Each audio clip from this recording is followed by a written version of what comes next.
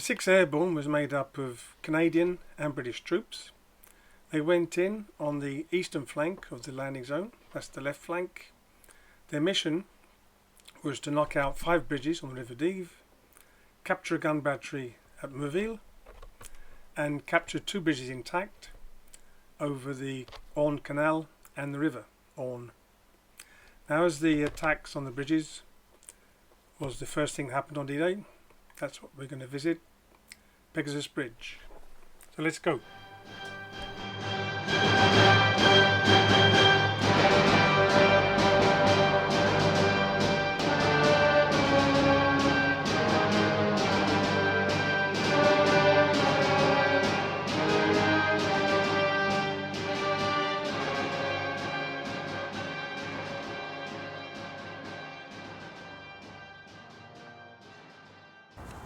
In the British-Canadian plan, there were special tasks. One was to blow up 5 bridges on the River Dive, which is about 10 miles over that way.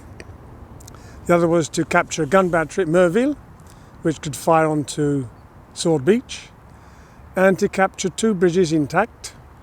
This one over the canal, and there's another one about 3/4 mile over there, over the River Dive. They had to be captured intact because the landings were that way. Sword Beach is about 6 miles over there, and there's Juneau, Gold, Omaha, Utah, and the paratroopers landing this way. So these bridges had to be captured intact. Now, the mission was commanded by Major Howard, and he decided to use gliders instead of paratroopers because, as happened on D-Day, paratroopers get dispersed and gliders keep the men together. So the plan was to come in 3 gliders. They'd land as close as possible to the bridge as they could. The men would jump out and they'd overpower the guards and capture the bridge. Now, this is the only thing that went right on D-Day, but it didn't go exactly to plan, which is probably why it went right. Now, while they were planning, Major Howard said to Sam Woolwork, who was the pilot of the lead glider, if you could get us inside the barbed wire perimeter fence, that would be a help, because he was just joking. But in fact, they landed 47 yards from the bridge. Now, that's pretty amazing anyway, but it's doubly amazing when you think of the system they had for navigation. They had a stopwatch and a compass. They were towed across the channel from England by Halifax bombers, and when they crossed the coast near Cherbourg, the pilot of the glider unhooked himself from the tug, because then they're coming down. So they used the compass and the stopwatch to go south, and then they turned right using the compass to go westwards, and use the stopwatch to count the time. Then they turn right again. Now they're coming north from that way and coming this way using the stopwatch and the compass, and coming down. They're in the clouds, and then they came out the clouds, and Sam Woolwork could see the bridge just in front of them, and they actually landed 47 yards from the bridge.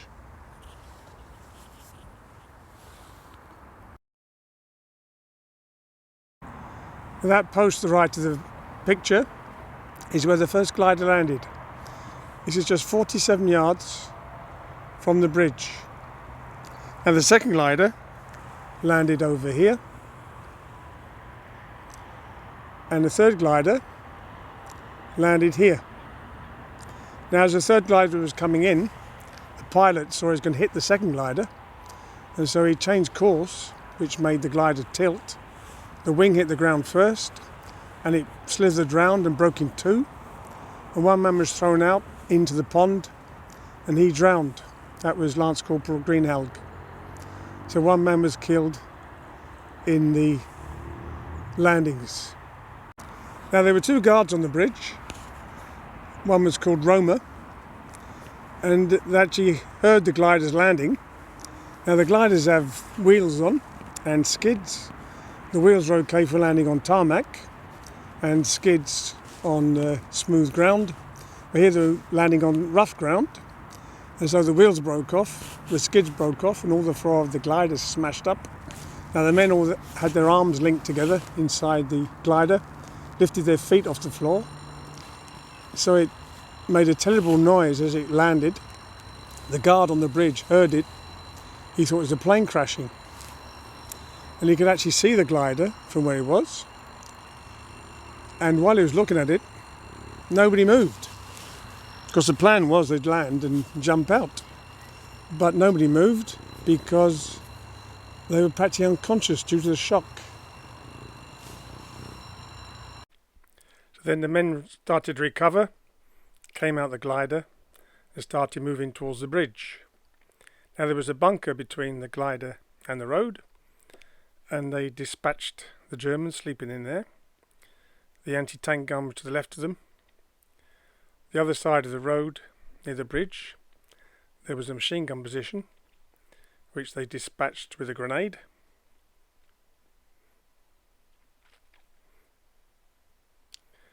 And they started running across the bridge. Now one of the two guards fired off a flare. He was shot. The other guard, a Roma, the one who'd seen the glider, he ran away and hid for 2 days. Now, as they went across the bridge, 2 machine guns opened up, and they were soon put out of action. But one man was hit as they went across the bridge, and that was Den Brotheridge, the only man to be killed in the action. He was shot about here, just before he got to the end of the bridge. Now we're just here next to Pegasus Bridge, and in the other direction you can just about make out where Horsa Bridge is. It's behind that truck with its lights flashing, just about half a mile away, 3/4 of a mile. And that was taken by 2 gliders, because one got lost. Now the commander of the Germans in Benneville, he was actually at Bramville at his girlfriend's house when he heard the fighting going on. He got his driver to bring him back. They crossed Horsa Bridge in no trouble, but then they got fired on as they came down the road. The car crashed and he was badly wounded. He was being treated by the British doctor, Captain Vaughan, and the German was very arrogant. He said, "You're wasting your time, we're the superior race, we're going to throw you out, and my honour's been lost, you should shoot me." So Captain Vaughan shot him with some morphine, and in a few minutes the German was thanking him for treating him so well.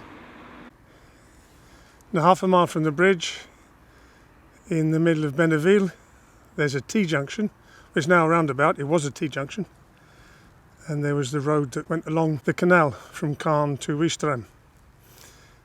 Now the main body of the 21st Panzers were at Falaise, but one of their officers, Colonel von Luc, was at Cagny near Caen. He was getting reports of paratroopers landing, and so he telephoned to a village near here, Beurville, where there were some self-propelled guns. And he said, "Go and check the bridge at Benneville," which of course is what the real name of Pegasus is. So at 1:30, 4 self-propelled guns are coming down the road. Now Sergeant Thornton was about here with a Piat. Now Piat is like a bazooka, except it's spring-loaded rather than having rockets, and it's not very powerful. So Sergeant Thornton had this Piat here, and he saw these self-propelled guns coming. He had to hold himself in check, not to fire too soon, because it would be like firing a pea shooter. And when the first one got right next to him, he fired his Piat in the side of it, and all the ammunition exploded inside, and the other 3 self-propelled guns turned around and went back to Beuville. They sent a report to Caen. They said, "We've been attacked by 100 men with field guns." In fact, it was just one man with a Piat. The Germans did counterattack at dawn. Fortunately, by then, the 7th Parachute Battalion were there. to back them up. They'd landed near Ranville, and the Commandos landing on Sword Beach, led by Lord Lovat, were supposed to get there by 12 o'clock, but Lord Lovat had to apologise to Major Howard because he didn't get there till 12:05. Now the bridge had to be taken rapidly because the resistance had told the Allies that the Germans had explosives on the bridge and they'd blow it up. And in the film The Longest Day, you'll see the engineers doing gymnastics under the bridge, taking off the explosives. And in fact, the explosives were here. You can see the holes where the boxes would have been.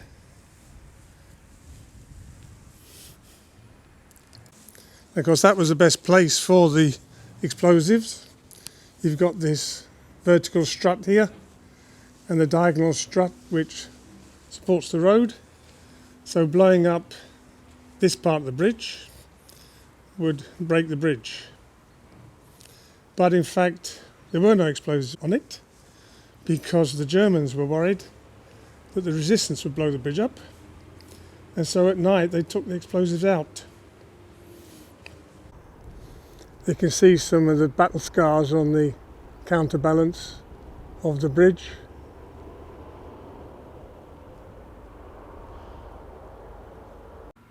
Now in 1944 the bridge was a bit shorter and the road was made of wood.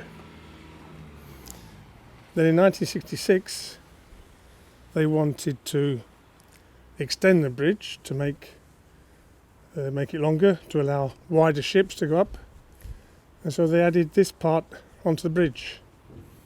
You can see the main part of the bridge was riveted, and then this extension was welded, and as that was going to make the road heavier with a wooden roadway, they put this grid in. Now if you've never been to Pegasus Bridge, you might wonder why you're seeing two bridges in this video. So in fact the bridge that's in place today was put there in 1993. The original one put in 1933, as I mentioned earlier, was extended in 1966 to allow bigger ships to get up the canal.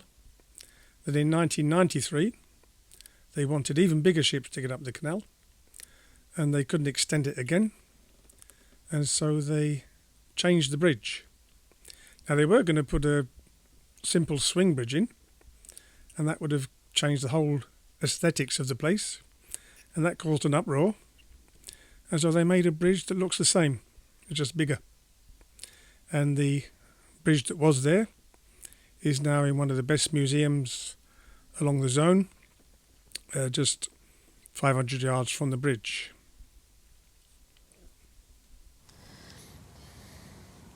This is part of an original glider. That's all that's left, just this small section. Was the one on display. Is a replica made in 2004. This one's made of fiberglass. The original ones were made of plywood and canvas, made by Avro. Now when the people got these plans to make this replica, which is made following the exact plans, Avro said to them, don't try and fly it, it's not airworthy. See, the fuselage and the wings are marked with these white bands. 12,000 planes were marked like this, 12,000 planes in action, or aircraft I should say, 12,000 aircraft in action on D-Day, all marked with white bands to indicate they were friends. The men would be sat down each side of the fuselage, and as they came into land, they'd link arms and lift their feet off the ground in case the floor smashed up, which is what happened when they landed. These stones have the names of all the men in each glider, 6 of them. Of course, one of them got lost and landed near the River Deve, 10 miles away.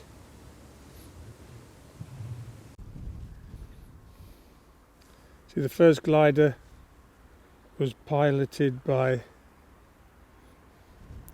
Sam Woolwick, co-pilot Ainsworth, and they were led by Lieutenant Brotheridge. He was killed as they crossed the bridge. You see, the museum is shaped like a glider. This is one of the best museums along the zone. Inside there's a great film about the airborne taking Pegasus Bridge. Shows Sam Woolwick talking and Major Howard. Also part of it's about taking Merville Battery, and it shows Lieutenant Otway talking. It's got Bill Million's bagpipes in there. There's a Cromwell tank, 5.5-inch field gun, half-track, electric-driven anti-aircraft machine gun, Bofors gun, 25-pounder gun, 17-pounder anti-tank gun. It's a really good museum. On the 6th of June, with the bridge having been taken by the British intact, the Germans wanted to try and destroy it. So they sent 2 motor launches down from Caen, down the canal, to attack the bridge. And the British turned this 50mm gun on them and sunk one of the launches, and the other one turned round and went back to Caen. They also sent a bomber to bomb the bridge. Now the bomb actually hit the counterbalance and ricocheted into the canal. So it was saved again. Across the canal is the famous Café Gondry, the first house to be liberated on D-Day. The daughter of the couple that ran it then runs it today. She was 4 years old at the time. Now this is a sign of Pegasus Bridge, and it's named like that because the emblem of the airborne was the flying horse of Pegasus. Now Daphne du Maurier, who wrote Rebecca and Jamaica Inn, she was married to General Browning, who was one of the formers of the airborne. Now there was a legend that it was her idea that the emblem of the airborne should be the Pegasus, or the flying horse, which is actually false. So another legend bites the dust. Now this sign is here just next to the bridge, because it's not the original one. The original one is in the museum, and it was in place on the 22nd of June. So the soldiers found time to baptise the bridge and make a sign, which they put up here, calling it Pegasus Bridge. So this is Horsa Bridge, which is over the River Aand, whereas the other one is over the canal. So this bridge was supposed to be taken by 3 gliders, but in fact just taken by 2. They landed over here. The nearest one was about 500 yards away. Wasn't so close as on the other bridge. But this attack went even easier than Pegasus Bridge. There were 2 guards on the bridge, but they were French civilians pressed into service, and so there was very little resistance. Called Horsa Bridge, after the type of glider they used.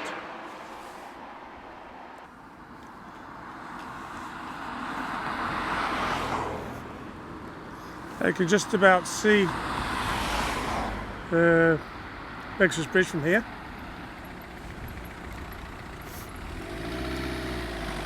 Now the Commandos came from Sword Beach. They had to march 6 miles. Supposed to be at Pegasus Bridge by midday.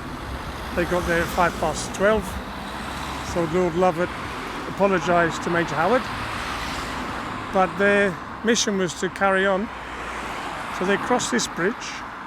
Now in the film The Longest Day, they showed Bill Millin crossing Pegasus Bridge playing the bagpipes.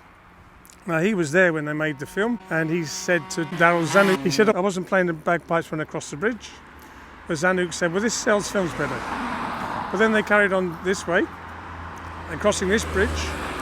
Now, Lord Lovat was strolling along next to Bill Millin, and he kept walking, and he told Bill Millin to play the bagpipes. And so he actually crossed this bridge playing the bagpipes. And then they went down this lane here, because they were going to a quarry, and then their objective was Amfreville.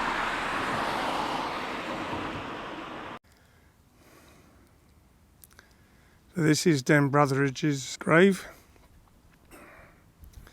There's a plaque next to it from the Condré family. Dan Brotheridge, the only man killed in the action at Pegasus Bridge. This video has been on the first action that happened on D-Day. There'll be other videos on the British Airborne. The next video will be on the most renowned action of D-Day, which was Omaha Beach. As ever, if you like the video, give it a thumbs up and subscribe, and don't forget to tap on the bell to be notified. So see you soon.